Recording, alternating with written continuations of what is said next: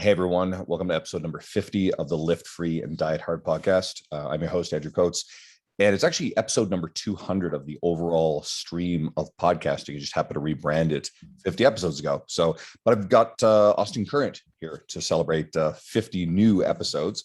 So it's great to have you on, brother. Hey man, thanks for having me on. I got to introduce you a little bit.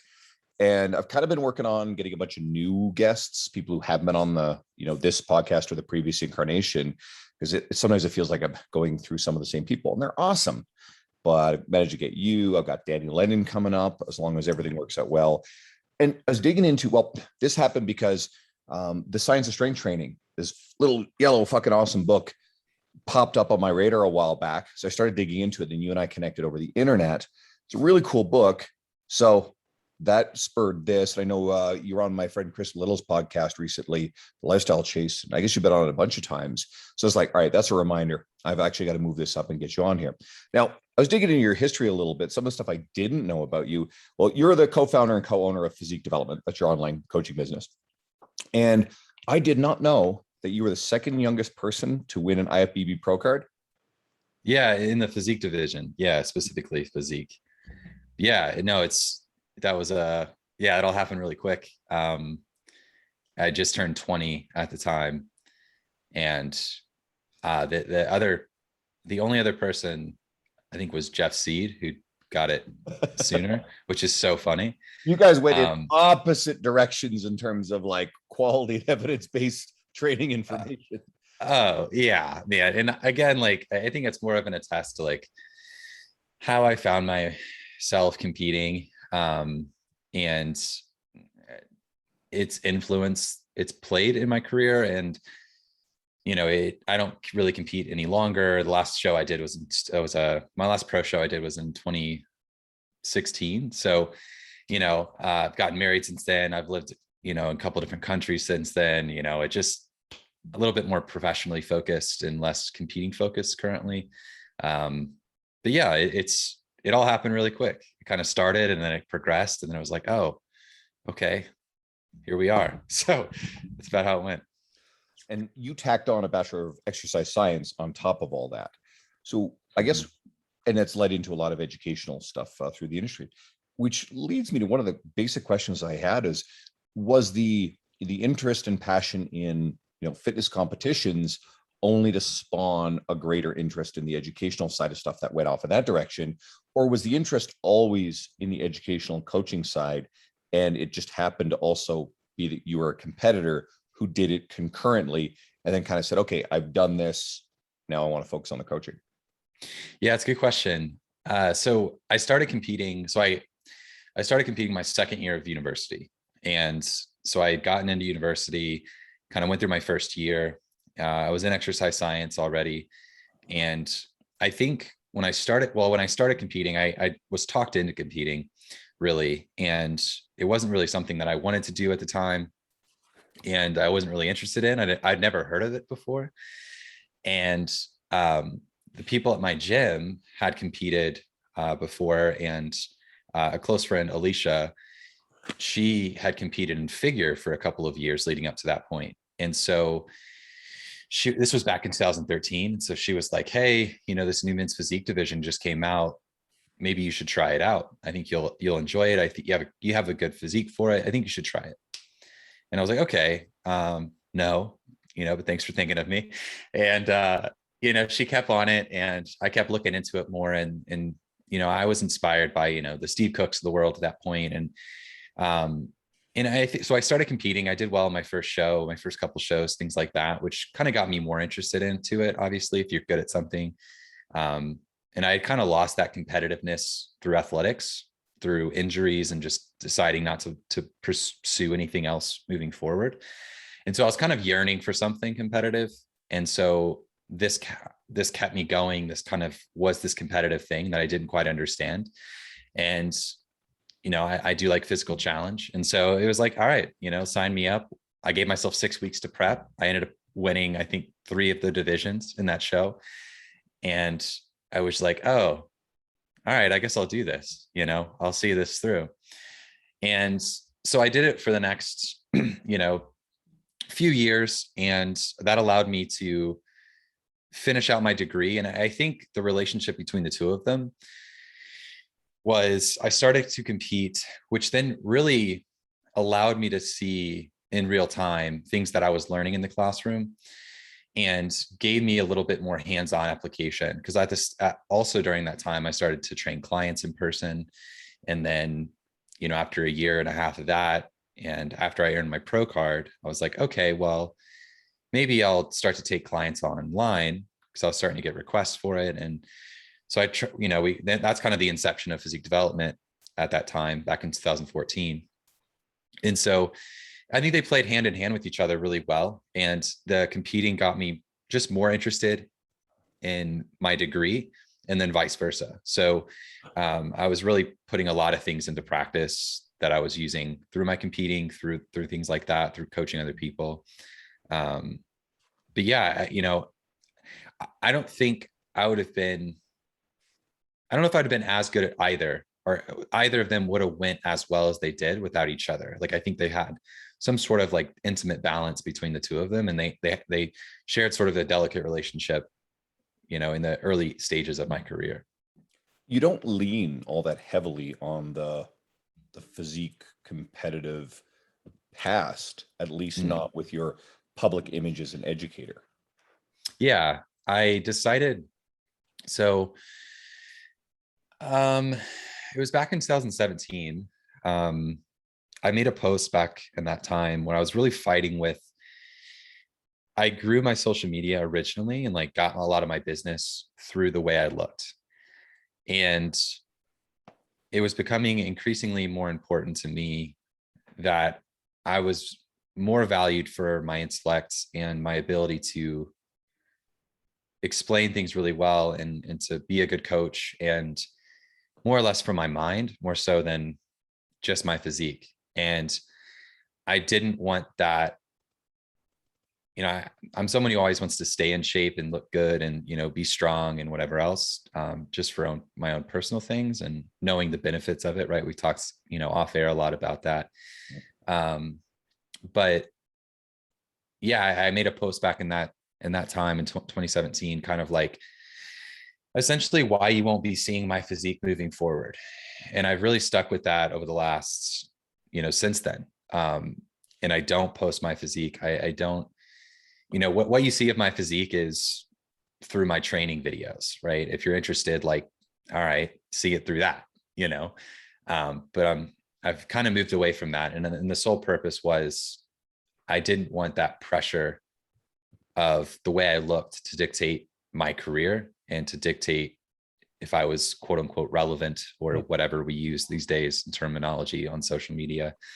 And I saw it more or less becoming a negative trait of fitness in my life rather than a positive one. So I kind of made that executive decision then to kind of like pull the plug on my physique and just go with trying to prove myself more with my mind, more so than anything else. And a bunch of stuff that this leads to. One of them, I had this conversation with one of the coaches I mentor. His name's Levi Tate. He's a young men's physique guy, really passionate, evidence-based young man. And my buddy Mike Gettier has also said the same thing. You built a following based on your physique, as you said.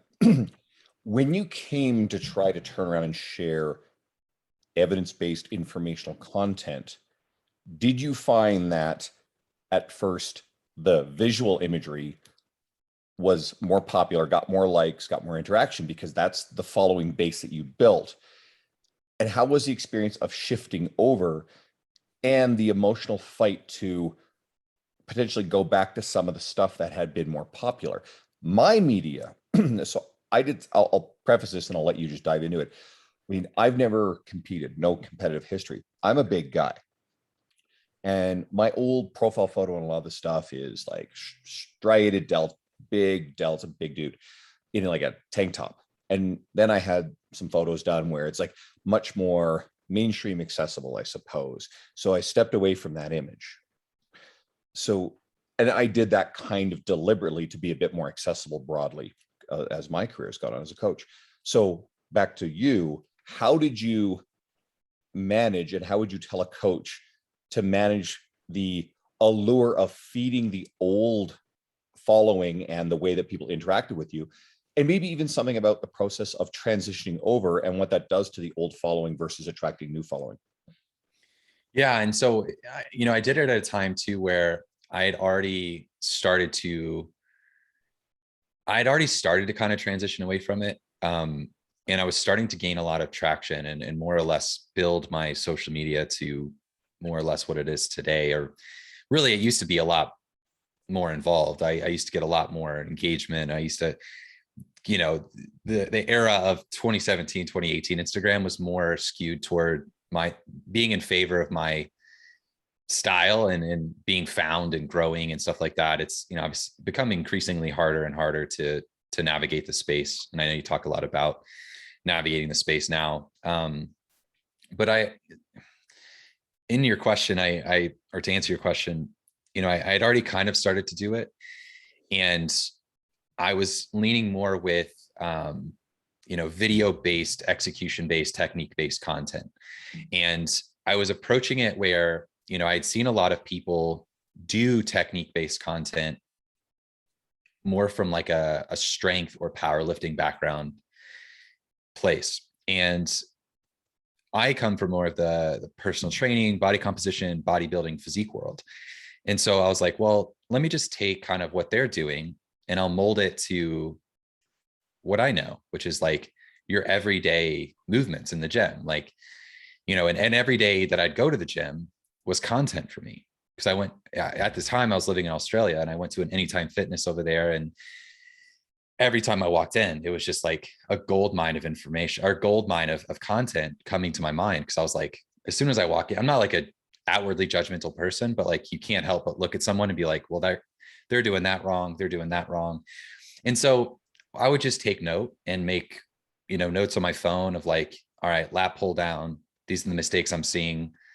Here's what I can tell people, here's what I could post about. And I did that for essentially every movement, every machine that I could possibly do it for. And I started to kind of build things from there, and people enjoyed it. It was had a level of entertainment to it. But I think where things really kind of like set in a little bit more was the fact that the caption sort of backed it up. It wasn't just the visual meme. It was, oh, if you actually read this dude actually knows, he makes great points. He knows what he's talking about, insofar that my workouts are getting better. I'm noticing less injuries. I'm feeling more tension on the desired muscle groups that I'm trying to train. And, which obviously creates more of like a channel of engagement and a channel of people sharing your content more and telling their friends about it and whatever else. And so that kind of allowed me to, noticing that was kind of allowing me to move the needle in the direction I wanted to move it in. It allowed me sort of there may be a better word for this, kind of the professional courage to transition out of being more aesthetically physique driven, and moving away from bodybuilding and physique based stuff. And like yourself, like really how my book is written is more towards the general population, trying to create less friction to the level of entry to fitness and to strength training.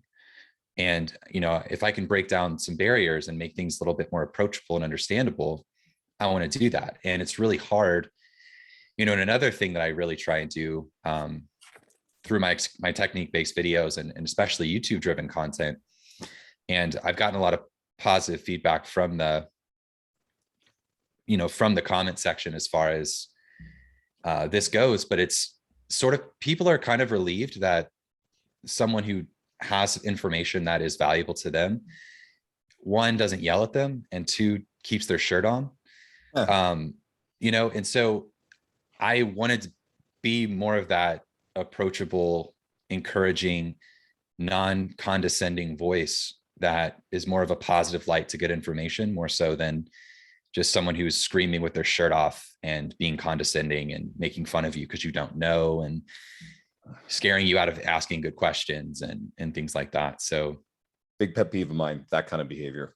I'm just being an Yeah. arrogant ass to followers. If someone's not agreeing with what you're saying or posing questions, they're being, just nasty. And I know that there are people in the industry who branded themselves that way, right? Some really Yeah. evidence-based people, but I don't think it's a good road for an emerging coach to follow. Even if somebody had some success with it, they may not have had success because of it. And I won't say any names. I can think of several people. If anything, they may have hurt their overall trajectory, and they may be successful in spite of that kind of behavior. So I always like the high road, try to be, you get some really nasty, disingenuous stuff occasionally in comments. If that's someone's game, they're blocked. I mean, I don't even entertain that nonsense.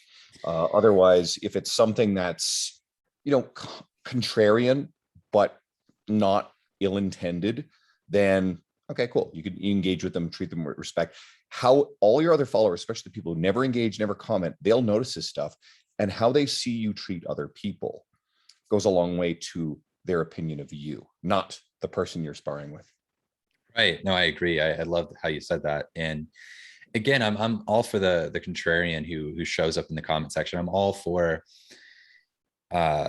productive discourse. I'm all for it. And the more we can have that, the better it can and the easier it gets, right? Like, as you know, I know you're a writer for multiple websites and publications, and as you write and as you learn, right, you've published information that you probably look back on and you're like, oh, I probably would change the way I say that. Or someone read one of my articles and they're like, hey, in an article a couple of years back you said this, but you're not teaching that information anymore, or this is different in your video, why is that? Or I read this online from this person and I love them, they're my guru, and why, you're telling me not to do that. And then, are you attacking them, or are you attacking me? And it's funny because, and the answers to those questions are obviously no.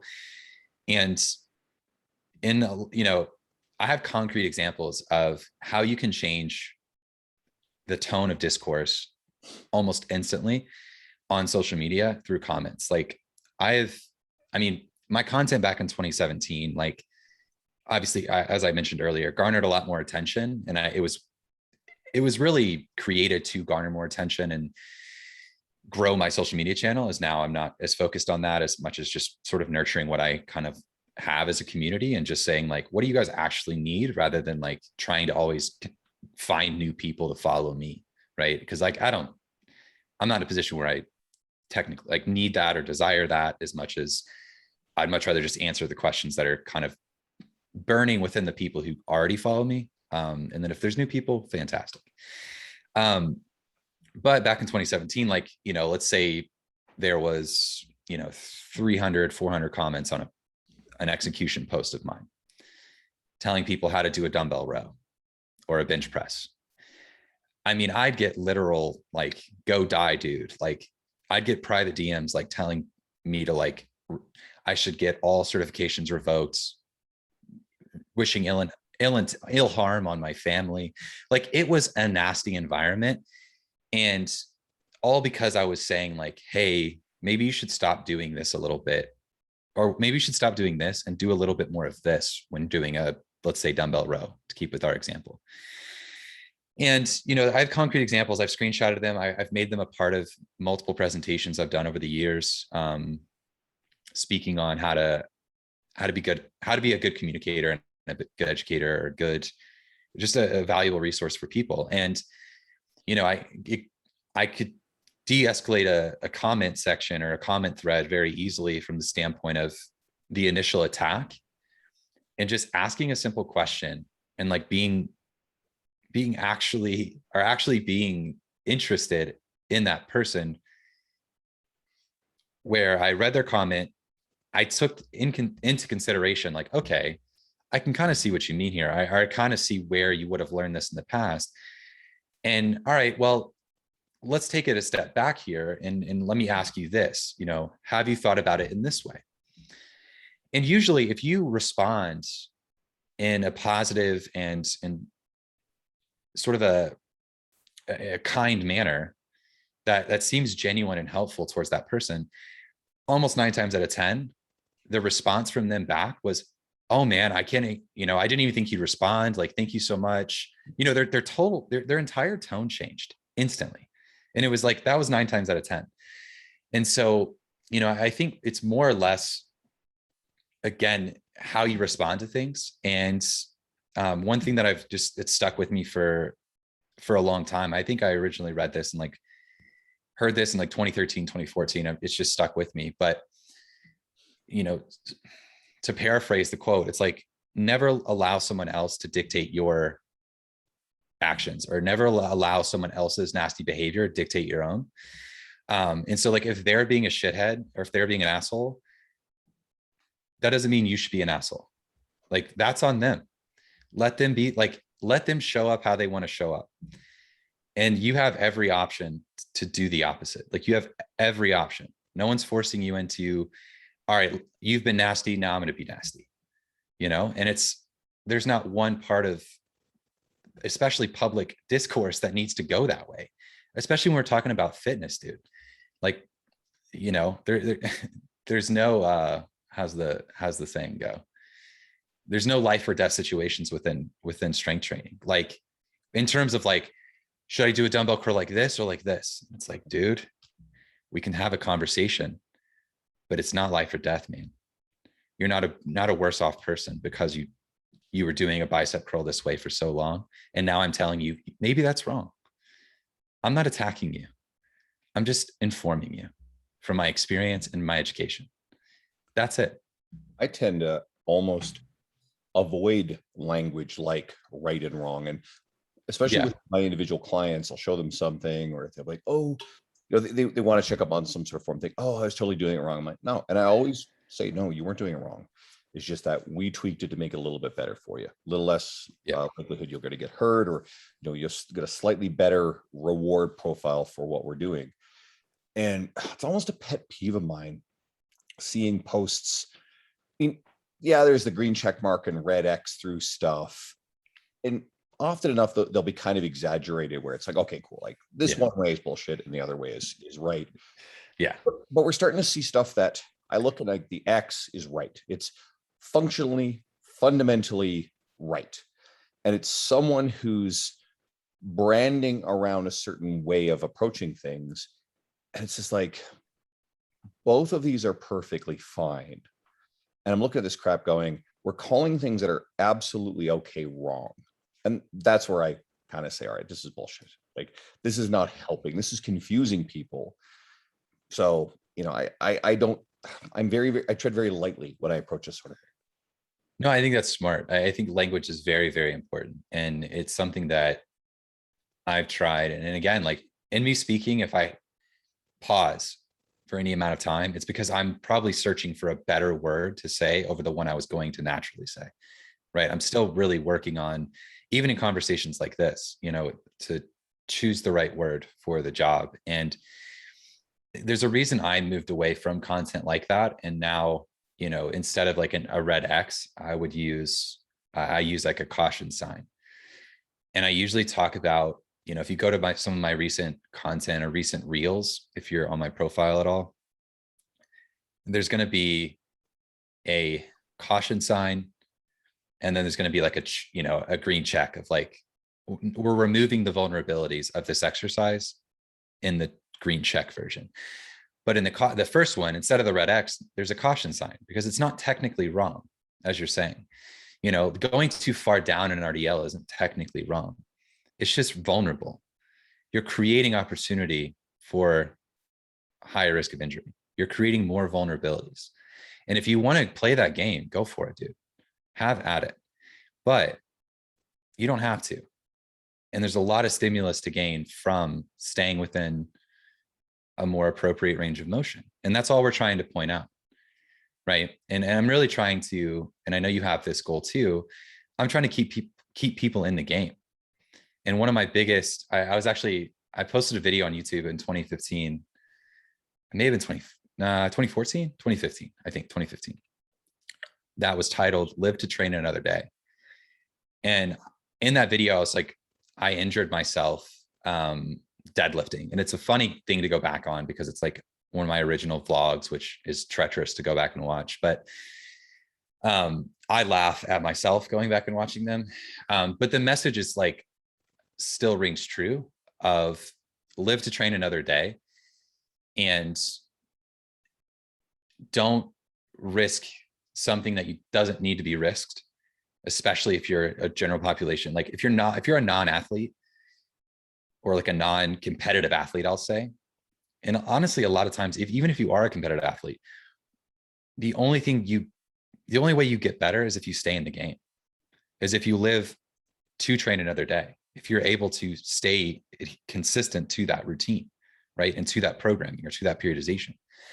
And so, yeah, I think my main goal with my content nowadays is just obviously to educate the best I can, but also just to kind of keep people in the game a little bit longer, because that's when we know most of these benefits from strength training come along. So, and it's funny because agreed with everything you said there, and I can still find myself guilty of doing the shit that I post on social media about not doing, right? Like, I'll give a great example.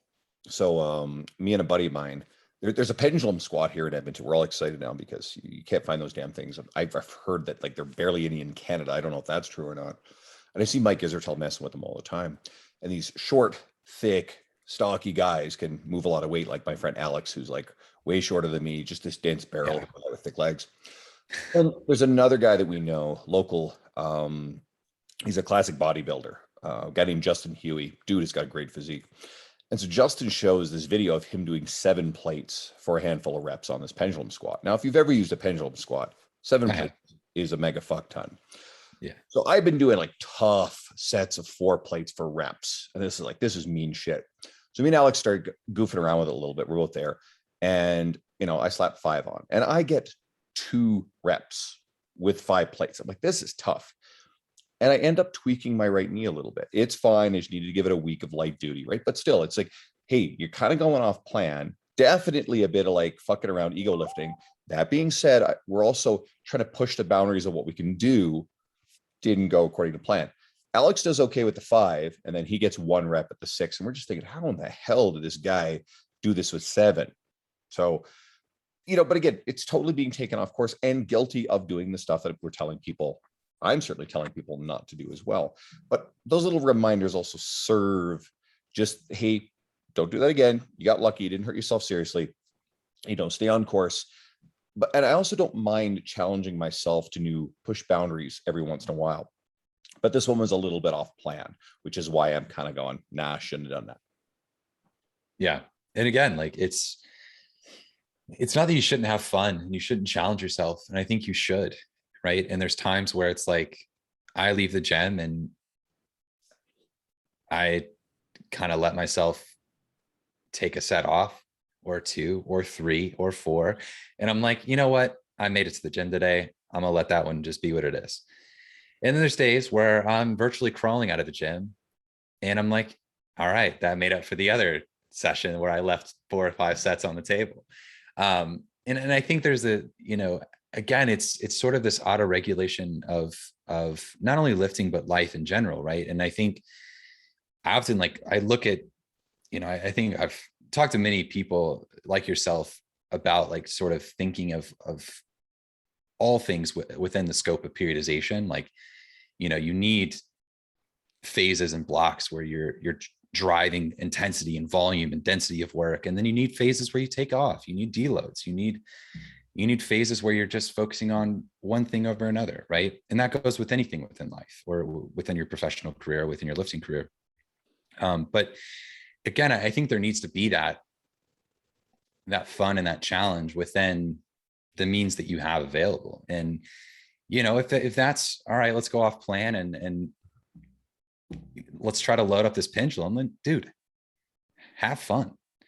Just try not to get hurt. And if you're going to get hurt and you can feel it coming, know when to stop.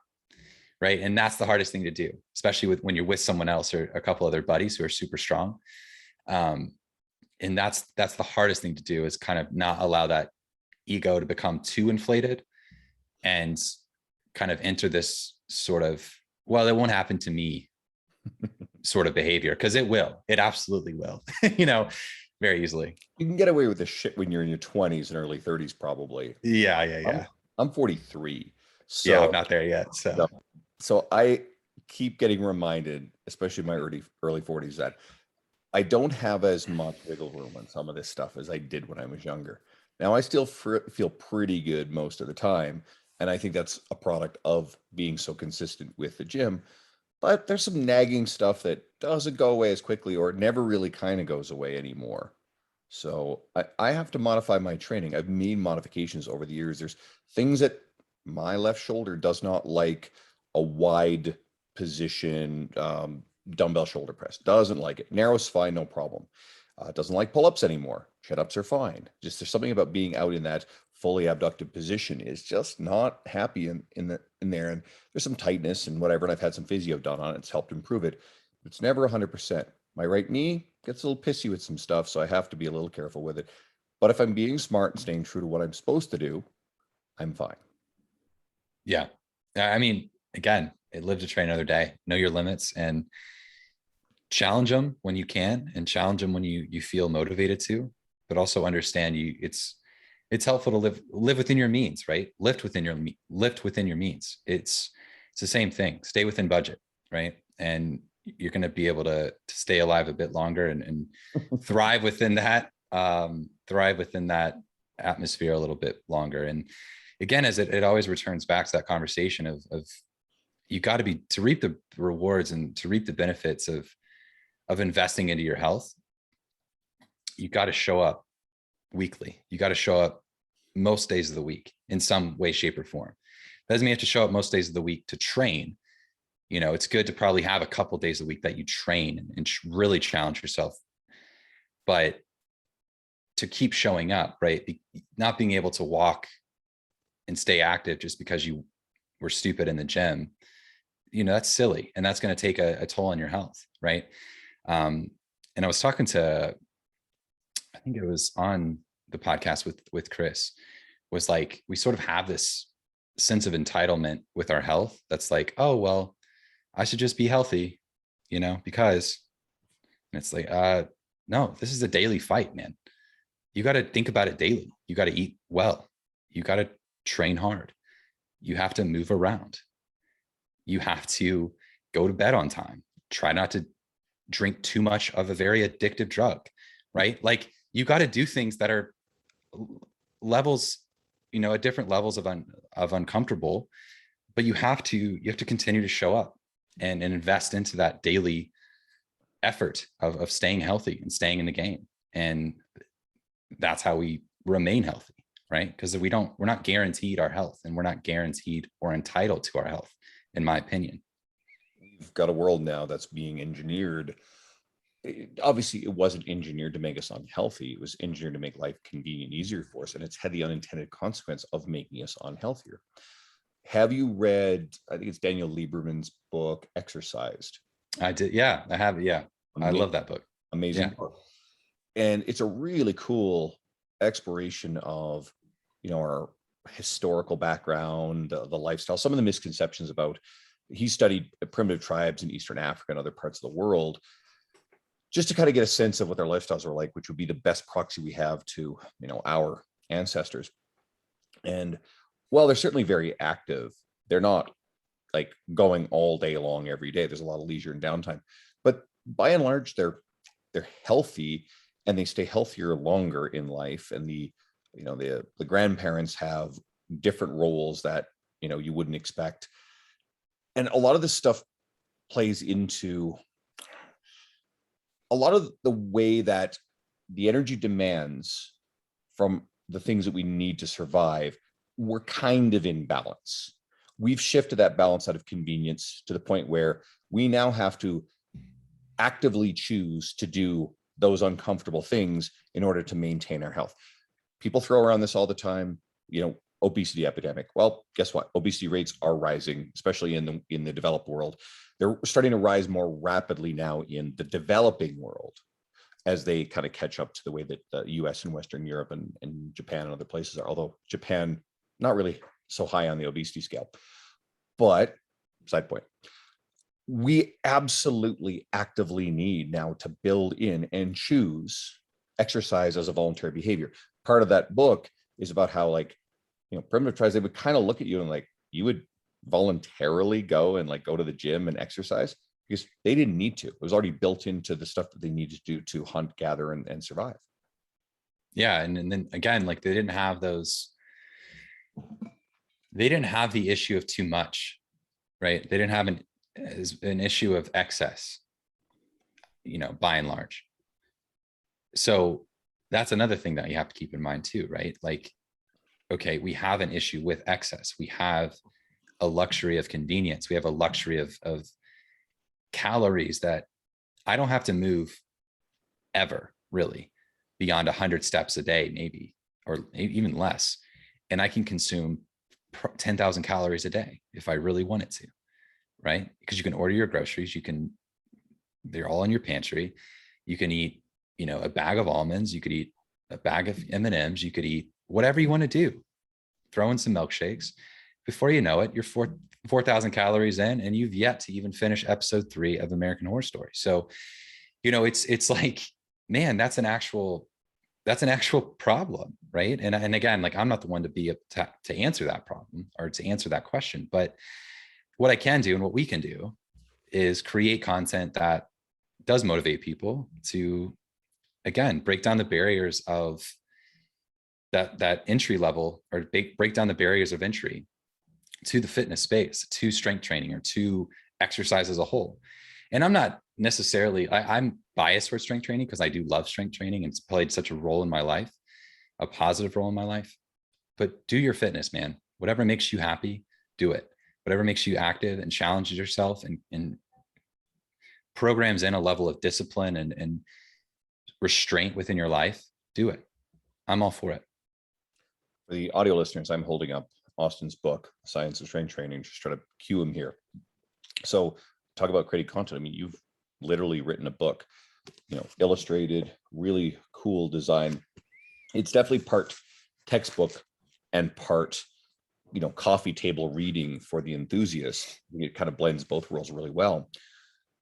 How did that come to be, especially given the fact that you were the, men's physique guy turned educator? Because this is a serious piece of career capital. It's a concept I like. The fact that you've written a book, you've got the IFBB Pro card, that's a piece of career capital.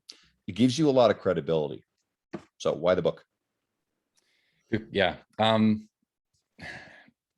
So I was approached for the book, really. And it was very interesting how it came about. And again, it's sort of opportunity, because I've tried to also ask myself that question. Why the book? How did it come about? Why were you asked to do these things? And what things can you repeatedly do and continue to show up to do to continue to get opportunities like this, right? Because when I had multiple phone interviews with the publisher to sort of nail down the fact that I'd be the author of this book. So they had the concept in mind for the book, and they basically brought the concept. They searched, more or less had the concept in mind, and they searched for an author sort of randomly. And so I was like, okay, I got to ask. I asked this on the phone to the publisher pretty much during my interview. Why me, dude? How did you find me? With all due respect, why me? I'm especially, I don't think, I think the book turned out really great. I do think ultimately I'm qualified to write the book, and I thought it turned out great. But all that aside, to the same tone, I don't think I should, I'm asking the same question. Why am I the one to write this book? Why was I the one to do this project? Why was I the person to fill this sort of gap within the space of strength training education? And I still can't really answer the question, but they saw something in the way that I communicated, and they liked the balance between writing that's just enough within the academic sphere, things that are referenced and from the scientific literature, but things that are written in a conversational, approachable way, that are easy to understand, where, if you read through this book, like there's no point in the book where I'm trying to like flex on any bit of intelligence. Like it's just straight material. It's just straight content. It's not, if we chose between the only quote unquote like big words in it are the big words that we had to like define, because it's technically the only word to describe what we were trying to do, right? Like mentioning like mechanotransduction, like we had to do that because it's like, okay, well, this is a proxy, so that leads down the line to other things, right? This is a sort of a metric of tension, muscular tension. So or what leads us down the line from muscular tension, right? And so in chapter 1 in physiology, it was like, how can we take these complex topics and make them easy to understand? And it was really challenging to do. But I also had a level of experience doing that through years and years of social media content and years of writing articles and stuff like that. And so they were randomly searching for people, and I guess they had sort of a short list of people, and through a couple different articles and features and things like that on different websites, they landed on me, and they reached out, and I thought it was a joke for the longest time. I asked my wife, I was like, do you think this is like a joke or for real? Or because I was on a plane going, so this was back in December of 2019 when I first got this email, to kind of like date sort of like the history of the book and how long it's taken from inception from idea to concept to published book. So it all started kind of that communication in December of 2019. And I was on a plane flying back home to see my family. And I was checking my email just to be sure there wasn't something I missed, because I was going to kind of shut off for the next couple of weeks.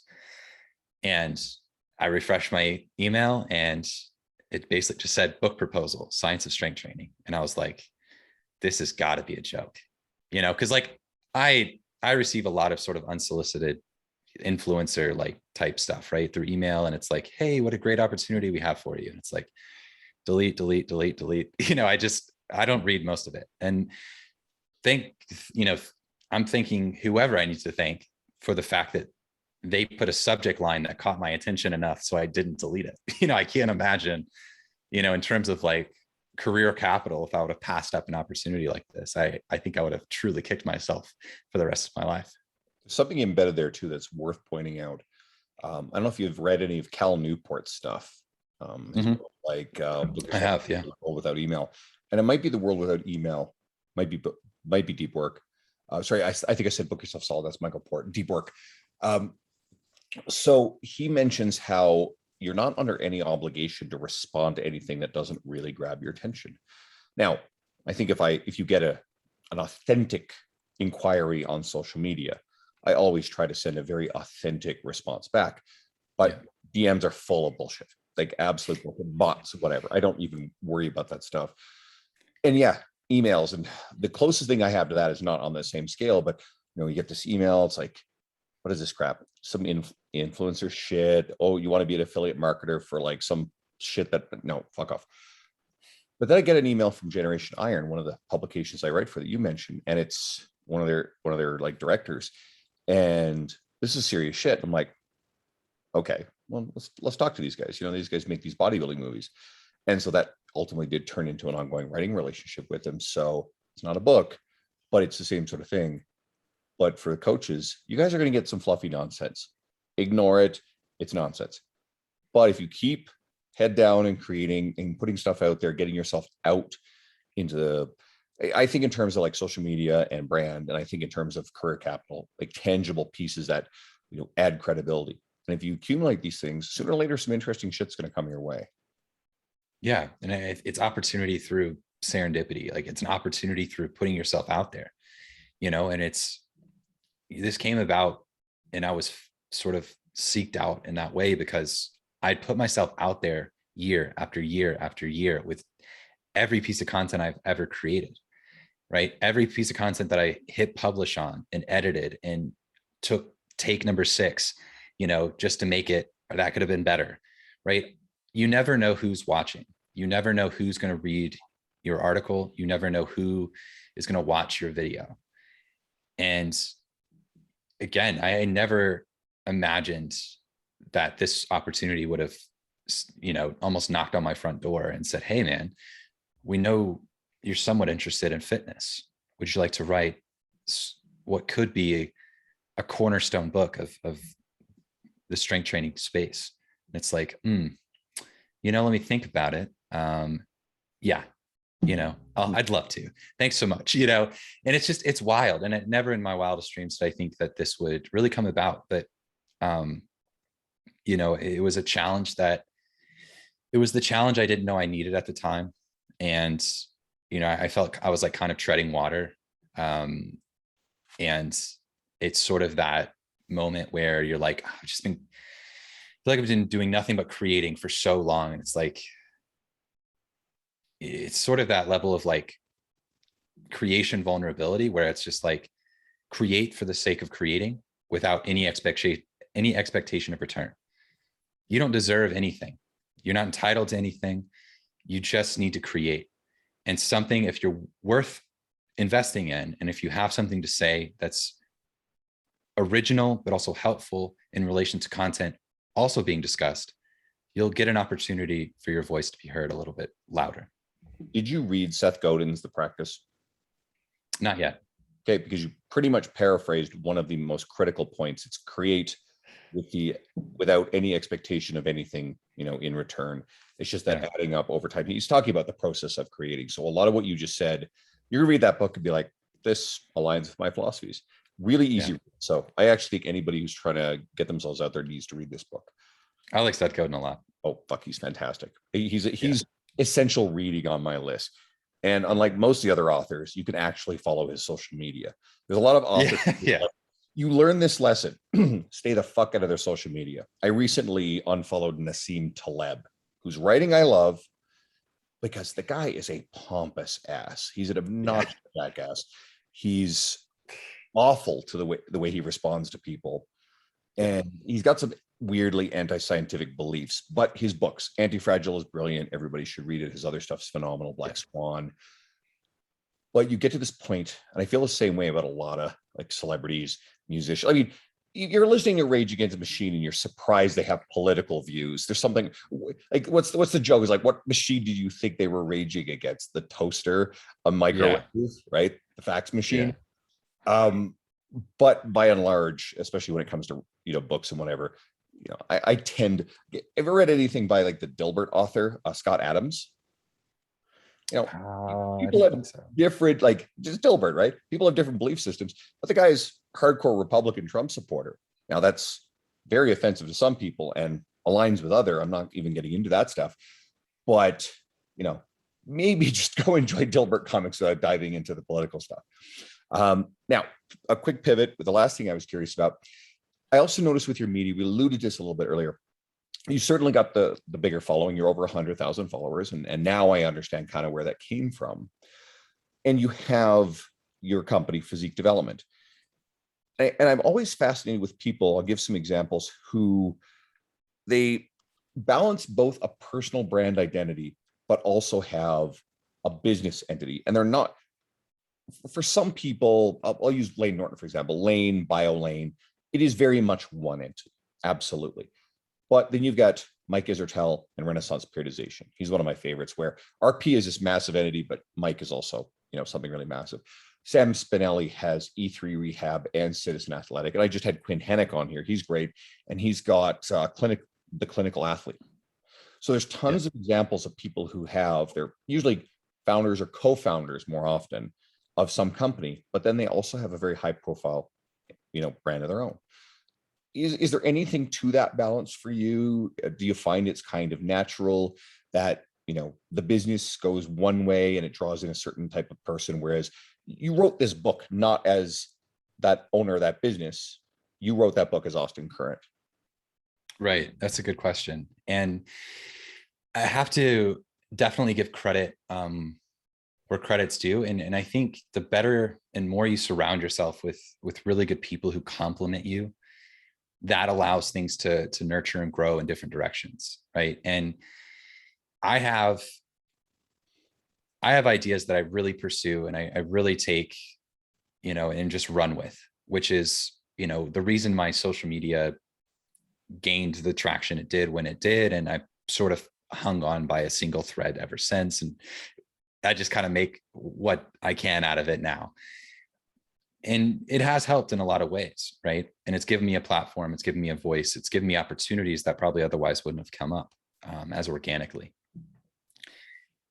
But as far as the personal brand and the business entity, it kind of all started with the business as the main goal. And the thing about business is it sort of just starts to take shape. It sort of starts to tell its own story, and you start to attract a certain, let's say, customer or consumer of your content. And the more physique development grew and the more we added on to it, so there's 3 owners now, and there is about, I think here in the next month or so, there'll be 8 total coaches. So there's 11 people, not counting assistants and other people within the company. And again, like, it just keeps growing and organically taking the route that it sort of wants to take, right? It's sort of like water. It's going to find the path of least resistance and carve its own path. And I think that's, you have to allow your business to sort of do that, right? And you hope, that it takes shape that you enjoy and you can pour into and continue to be a part of and play an integral role within. But also with the personal brand, it allowed, I think those 2 things aligned well enough to where the personal brand fed into the business. And there are things that I do more and more that don't necessarily align perfectly with physique development, but I still want to do them or pursue them, right? And so, like the book, for example, the book wasn't physique development. That was kind of Austin Current, right? And I think as a coach, as someone who, and again, like, my wife has been lobbying for me to, again, it goes back to who you're surrounded by, and people who want to see you succeed and who see the value and sort of land grabs, right? And so we live in a culture and we live in a world where personal brand is very important, right? So whatever happens within, right, you could own a crazy successful company while simultaneously having a very successful personal brand, right? We see it all the time. You just mentioned Israel, right? I think on a grander scale, Elon Musk is a very super. Look at that. Yeah, look at him. Yeah, right. Whereas some of these other major tech companies, well, Steve Jobs certainly was a larger than life figure, perhaps, posthumously. I know he was certainly a big deal when he was alive, but there are several other major tech companies where we know very little about, what is it? Page and Brin, the Google founders. Yeah, I don't know anything about it. Yeah. Oh, okay, cool. Right. So, but I hijacked your example. Oh, no, you're fine. So, I mean, you can have one without the other, or you could have both, right? And there hasn't really been a time where I've had to necessarily choose one or the other, which I think has been very helpful. And it's sort of allowed it to stay natural and organic. And there are things where, again, there's channels or there's topics that feed really well into physique development. There's channels and topics that feed really well into my own personal brand. And the fact that, things like the book come up, or things like educational, putting on seminars or co-hosting seminars or being a speaker at a seminar, right? You as an individual, you as someone who, I'm someone who very much enjoys doing those things. It's been a big part of my career, and I hope it continues to be. And that's not something that is usually ran through physique development, right? That's ran through me, right? And so it's important that, I own the domain coachaustinCurrent.com, right? It's a standalone domain. It's a standalone page that I put a lot of effort into, to where if you Google my name, you'll see my book, you'll see coachaustinCurrent.com, you'll see things where if someone's looking for something, or if someone Googles my name from a professional sense, they're not going to have to search very hard to find a very polished resume almost handed directly to them through the screen. Like, oh, hey, were you interested in asking me something? Here's my webpage that's polished. It looks beautiful. It shows all my features.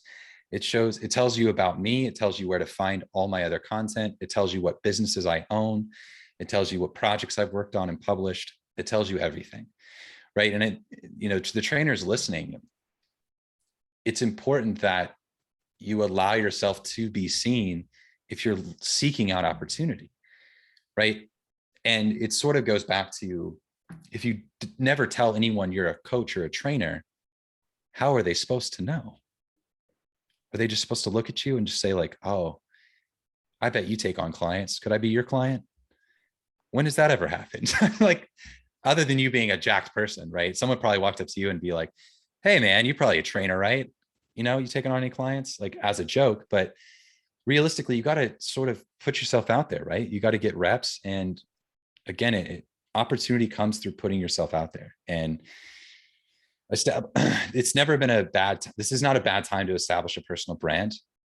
And there's nothing wrong with having a personal brand and a business. And there's nothing wrong with not having a personal brand at all and solely working within a company.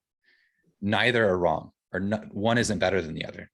And I think you sort of feel it out. What do you enjoy most, right? I really enjoy physique development. I really enjoy being a part of the team there, and playing my role within that team. But I also really like the projects I work on under my own umbrella, under coachaustinCurrent.com, right? Through my own personal brand, that I've had a lot of opportunity to do things, which I found to be really rewarding and fulfilling, which I think then feed back into physique development, right? And they sort of feed each other, and it's been fun so far. So, I haven't fought it up to this point. You said something that I've talked about numerous times in the past on the podcast with various guests. There are people who are very good or have the desire to step out and create a personal brand identity.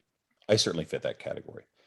But there are going to be coaches passionate about the coaching who don't really gravitate towards the personal brand side, or would rather not do it at all. They love the idea of coaching. They would be happy not actually marketing. And it's companies like yours. I spoke at a conference in Spokane, and a lot of the Macros Inc. coaches were there. Yeah. My buddy Brad Peter is one of the co-owners of that. Brad was a speaker there as well. And they do a wonderful job of brand. Mike Dola, Stronger You. I've talked with Mike about it times. He's a good friend. RP, certainly, they have coaches under their umbrella, and they seem to foster their coaches to have more individual brand identities, but you don't really have to under RP.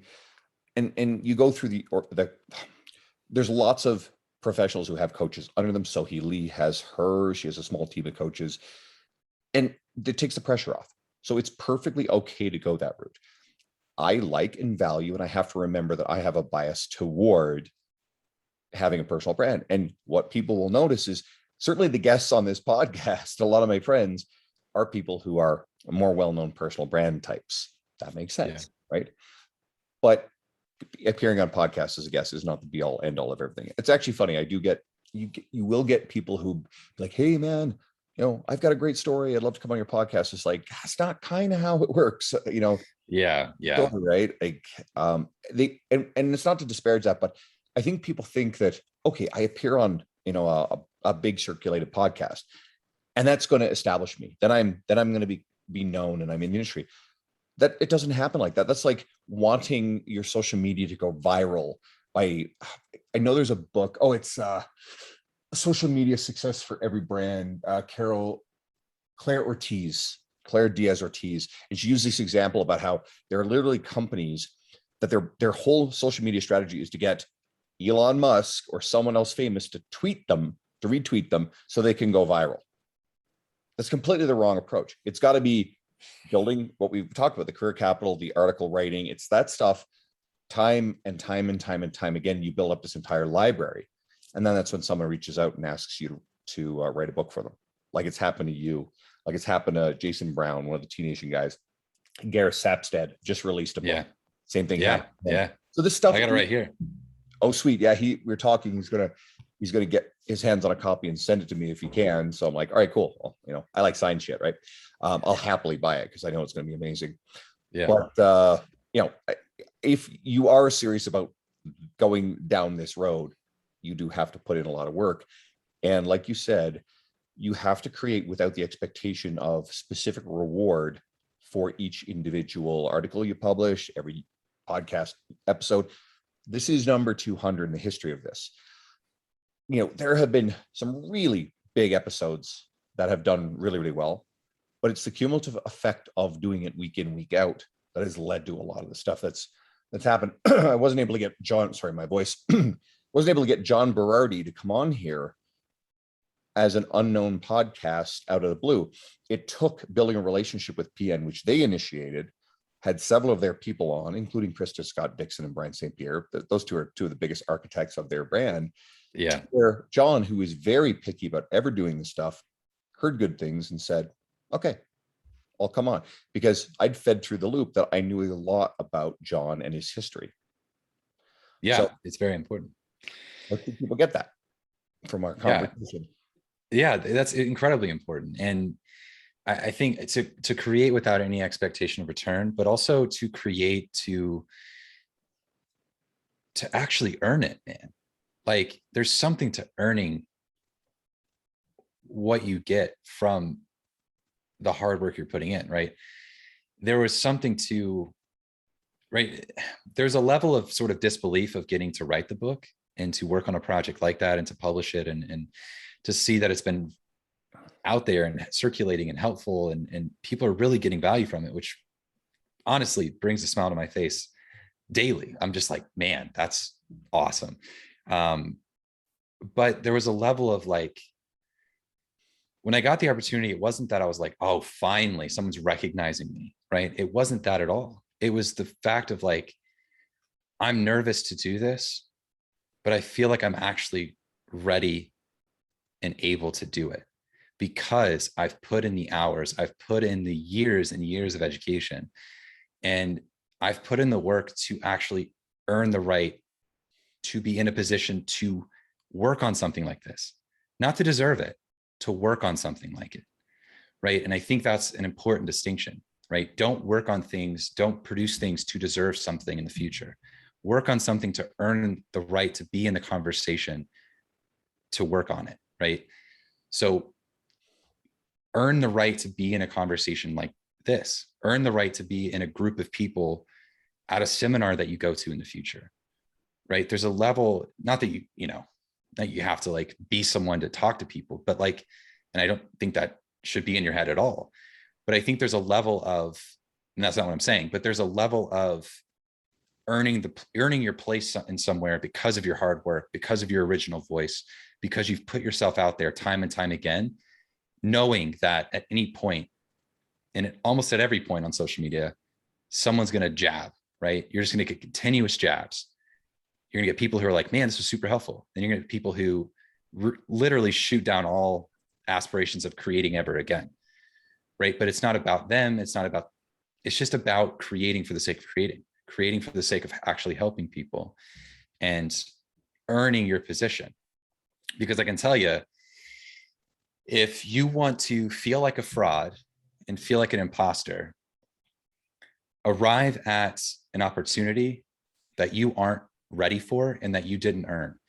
And boy, you just signed your ticket on a one-way ship to, I don't know what the hell is going on, and I feel like a fraud, right? And that is that'd be a terrible place to be, right? And so, yeah, there's just something to earning something, and there's something to putting in the work. And again, within social media, I don't know. I'm younger than you are, but I'm still a part of the generation that mainly grew up most of my life without technology, without social media, without smartphones. And the only thing I ever know, and a lot of my, one of my biggest mentors is my grandfather, who was lifetime football coach, college football coach. And I was around career guys like that growing up. And what I was repeatedly told is phrases like, who are you when no one's looking, right? How much work are you willing to put in that no one's going to see, right? And how long are you willing to put that in before you give up and quit, right? And so like those phrases are constantly in my mind. And in a world where we have instantaneous feedback on our value and our validation within our position, within our given industry or space, it's really hard to value the delayed gratification. It's really hard to value the time within the equation of, time and effort over a given period, right? And so I really think it's important to put in that work and to value that sense of earning the right to be there, earn your seat at the table. And again, you're going to be so grateful that you did. And I'm still trying to do it. Like I'm still trying to show up and earn my right at the table I'm seated at, right? And that table changes. You level up. You move to an adjacent table, right? There's so many metaphors and things you can compare it to, but I think it's important to earn it, right? And to put in the work and to know that when you get there, it was because of the work you did, not because of something else. Something I'll leave off with this. In my presentation I recently did, I remember feeling like there was two different sort of categories or tiers of people in the industry. There are all these people who were writing for T Nation and appearing on the big podcasts of the day, and then the rest of us on the gym floor. So I didn't know there was a path or see that was possible to get a seat at that table that you're talking about. I know what you mean, because I keep getting invitations to that table. I keep sitting down at that table in various different realms. I write for publications that I thought, oh, that would be super cool, but I could never actually imagine ever doing it. Yeah. So there is a path, and I've actually trying on my social media and through my writing to show people here's the route to take. And it's a lot of the same things you just talked about. There's a lot of work that goes into it.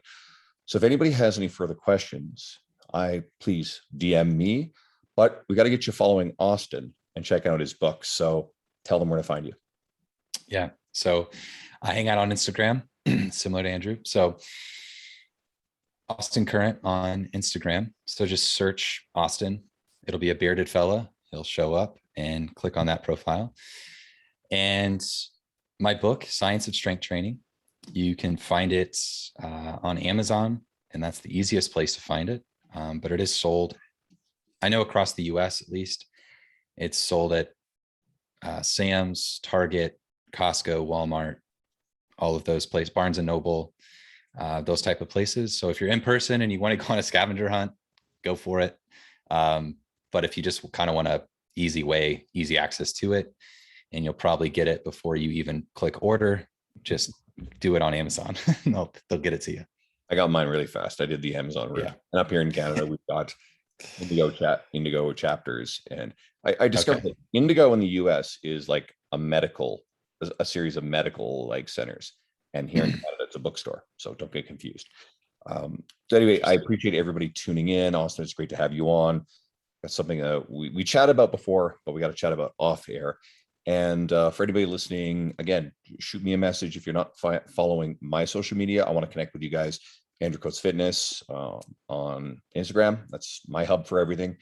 And if you are finding this through Austin's media and hearing my podcast for the first time, then take a scroll through my previous guests, especially the last 50, and you're going to find Mike Isertel and Sam Spinelli and Quinn Hennick and a lot of other writers and educators and authors in the fitness space who you may be following and might be interested in. So I hope it'll be at least worth checking out a few more episodes, and maybe I'll earn your subscribe and ongoing patronage. Thank you so much, Austin. Thank you. And we'll work on another guest for next week.